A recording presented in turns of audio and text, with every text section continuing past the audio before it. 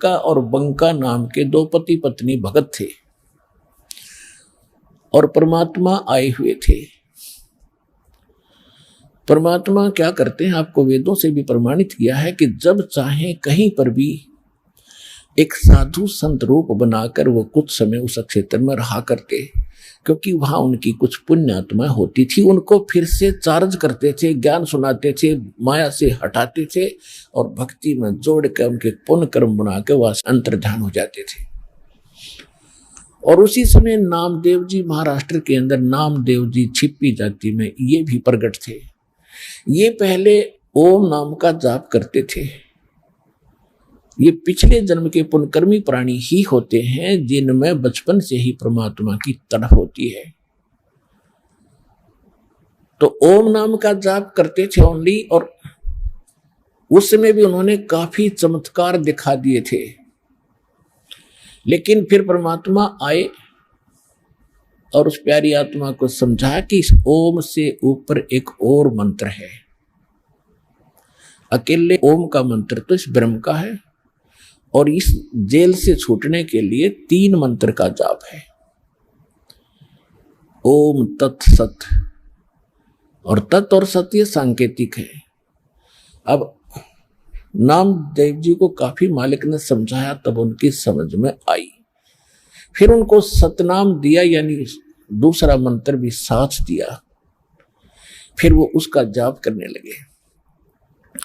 अब गरीबदास साहिब जी ने बताया कि नम छिपा ओम तारी, पहले केवल ओम में लौ लगा रखी थी, ओम में लगन थी और कोई जाप नहीं करता था। और पीछे सोहम भेद बिचारी, बाद में उन्हें सोहम का ज्ञान हुआ। और सार शब्द इन दोनों से ऊपर है, सोहम ऊपर और है, सत्सुकृत एक नाम गरीबदास जी ने अपनी वाणी में लिखा है। कहते नामा छिपा ओम तारी, पीछे सोहम भेद बिचारी, और सार शब्द पाया जद लोई, आवागमन बहुर डावे। तब नामदेव जी का कल्याण हुआ। जब परमात्मा आए हुए थे उनको सार नाम दिया नहीं था, मालिक समझाया करते थे, सतनाम प्राप्त था। लेकिन पिछले संस्कार इतने प्रबल थे। एक दिन नामदेव जी जा रहे थे कहीं से, और साथ में रास्ते में एक मंदिर था। मंदिर में ब्राह्मण लोग अपनी आरती उतार रहे थे, और आरती उतार रहे थे, बड़ी लय से गा रहे थे। नामदेव जी के भी वो परमात्मा की आरती का धुन लगी। वो तो घंटियां बजा रहे थे, कोई ऐसे झालर पीट रहा था, लगा रहा था, और उसने अपनी दोनों जूती निकाल ली। जूती होती थी, दोनों निकाल ली, उनको ऐसे बजाते हुए, और वो आरती गाते हुए ब्राह्मणों के बीच में घुस गए भगवान के दर्शनार्थ मंदिर में। अब पंडितों ने देखा कि ये छोटी जाति का हाथों में जूते लेकर आ गया हमारे बीच में, इसने तो भ्रष्ट कर दिया भगवान के मंदिर को। और वो धुन में लगे हुए थे, उनको धक्का में जावा नहीं, वो अपने मंडरे उसको पकड़ कर जबरदस्ती घसीट के और मंदिर के पीछे पटक दिया। वो वहां पड़े पड़े भी ऐसे आरती गा रहे और जूतियों से पीट रहे।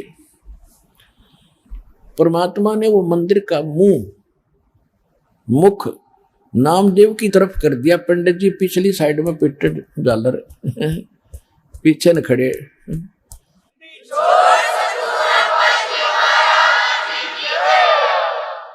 अब नामदेव जी चले गए। रंका और बंका, और एक उनकी लड़की थी वंका। नामदेव जी रंका और वंका के घर अधिक जाते थे, क्योंकि वो भी परमात्मा के शिष्य थे। जब परमेश्वर साधु रूप में वहां आ रहे थे, गुरु रूप पर रहा करते थे। अस्थायी सटे उनका कुछ समय का था वहां पर। तो जो ही वो उस रंका बंका के घर गए नामदेव जी, और वो लड़की उन भक्तों की, रंका और बंका की, एक पट्टी तैयार करे थी, जैसे अपने देसी औषधि बना के हल्दी कूट के तेल में पका के। नामदेव ने पूछा, बहन क्या कर रहे हो ये? वो कहने लगी, भाई तेरे खोदे हुए खड्डे आंट रही हूं। हक मैंने क्या कर दिया कि भाई तू कतई नहीं मानता भगवान गुरुदेव जी कितना संकेत करते हैं, भाई तुम अपनी यह अंगा मत दिखाया करो, अपनी शक्ति का प्रदर्शन ना करा करो, थारा भट्ठा बैठ जाएगा, पर भाई तुम बाज नहीं आता। और भक्तों की इज्जत रखने के लिए भगवान को दुख उठाना पड़ता है। तेरे को क्या जरूरत थी वहां उस मंदिर में घुसने की? जब तेरे को बाहर पटक दिया ना भगवान की इज्जत का, तेरी इज्जत नहीं भगवान की इज्जत थी वहां पर। भगवान का नाम लेनिया नहीं रहे वो कोई, सबको पता था कि उसका भगत है, उस गुरु का परमात्मा नाम बदल कर वहां रह रहे थे। और क्या बनती बेरा तुझे, तेरे को जरा सी लगती है तू आंख नहीं खोलता। और परमात्मा ने तेरा मंदिर फेरा ना, उनके हाथों के चोट लागी, हाथ लाल हो गए, उनके जख्म हो गए। भाई गुरु बता रहे थे मेरे तीन बेटी, वो मानता को ना बहुत बार समझा लिया, आज उसने ऐसे ऐसे कर दिया और मैं वहां गया था उसका मंदिर फेर के आया हूं भक्ति की इज्जत रखने के लिए। और गुरु जी का हथम जख्म हो रहे हैं, चाल दिखाऊंगी। अब वो लेकर गए, पट्टी बांधी, नामदेव पढ़कर चरणों में रोने लग गया, महाराज मेरे से गलती होगी। बेटा भक्ति भाव में गुरु जी के आदेशानुसार चलना चाहिए आपने। जी आगे से ऐसी कोई गलती नहीं करूंगा, मेरे से माफ करो। अब उसको आगे भी पढ़ाई पढ़ानी थी, ये यहाँ इसको रोकना जरूरी था, अगले भक्ति देनी थी, सार नाम देना था। इन बकवादों में सार नाम थोड़ा ही फलेगा। चुप हो गया, अब जी नहीं गलती करूंगा आगे से। अब कुछ दिन के बाद नामदेव जी ने परमेश्वर कबीर जी से, जो गुरु रूप में रहते थे, उनसे कहा, महाराज ये रंका और मंका जंगल से लकड़ी लाते हैं और इनको बेचकर गुजारा कर रहे हैं, बहुत निर्धन है, झोंपड़ी भी ढंग से नहीं है, इनको कुछ धन दे दो। परमात्मा बोले, भाई ये धन ना लेते, मैं देना चाहता हूं, ये नहीं लेते, इनको तो विष दिखाई दे है ये धन। तो नामदेव कि उनका थोड़ा सा ठीक गुजारा था, कहने लगे नहीं जी थोड़ा बहुत तो गुजारा होना चाहिए इनका, कुछ तो दे दो। परमात्मा बोले, भाई ना लेते ये, क्यों गुरु जी को हम चाहे परमात्मा आ जाए, क्योंकि तो विभिन्न रूप में होता, तो हम बेशक सारा कुछ मानते हैं, फिर भी नहीं रहे गुरु जी तो गुरु जी हैं।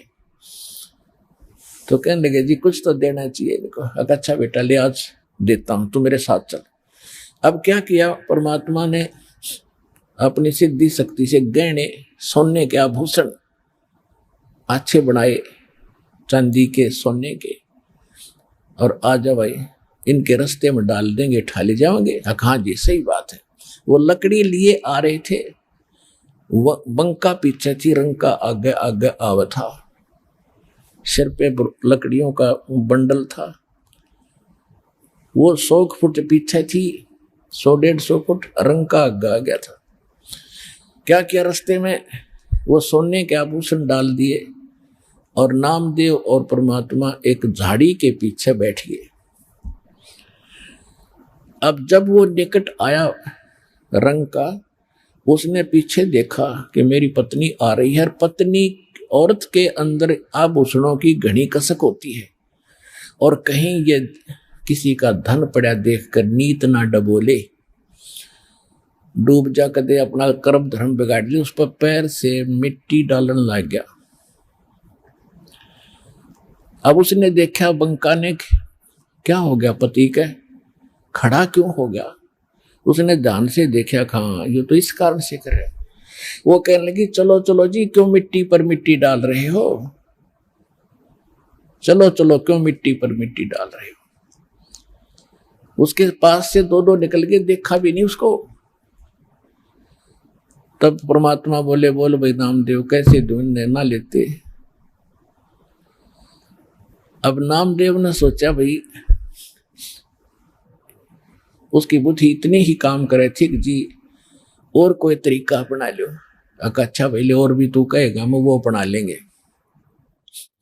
एक दिन क्या था, सत्संग हो रहा था, परमात्मा सत्संग कर रहे थे, रंका और बंका ये दोनों सत्संग सुन चले गए। नामदेव भी वहीं बैठा था। उधर से क्या हुआ, वो लड़की घर पे थी और वो बाहर बैठी थी चारपाई पे। उस झोपड़ी में आग लग गई। वह दौड़ी दौड़ी आई लड़की के, माताजी पिताजी, माताजी पिताजी। कहा क्या हो गया बेटा? कि झोपड़ी में आग लग गई, सत्संग चल रहा था और वो बताने भाग गई। तो उन्होंने पूछा बेटा क्या जल गया, क्या बच गया? कि एक चारपाई बची है बाहर, बाकी सब जल गया। कि उस चारपाई ने भी उसमें गिरा वो बढ़ती आग में। राजा बेटी सत्संग सुन ले, न चारपाई ने ठोकर वह ना होती तो सत्संग में बात ना आनी चाहिए बेटी। आग लगो इस झोपड़ी का, इसने भी गिरा उसके माँ। और यह झोपड़ी ना होती तो सत्संग में बात तो ना आती। तुमने ध्यान भंग कर दिया, इतना आनंद आ रहा था। तो कहने का भाव यह है पुण्यात्माओं, फिर नामदेव की आंखें खुली रह, तेरा गजब जो भगत ऐसे होने चाहिए।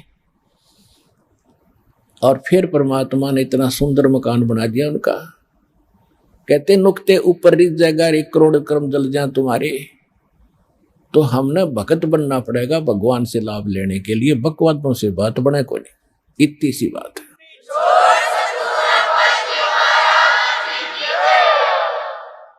साईं इतना दीजियो जामे कुटुंब समावे, हम भी भूखे ना रहे अतिथि ने भूख जावे।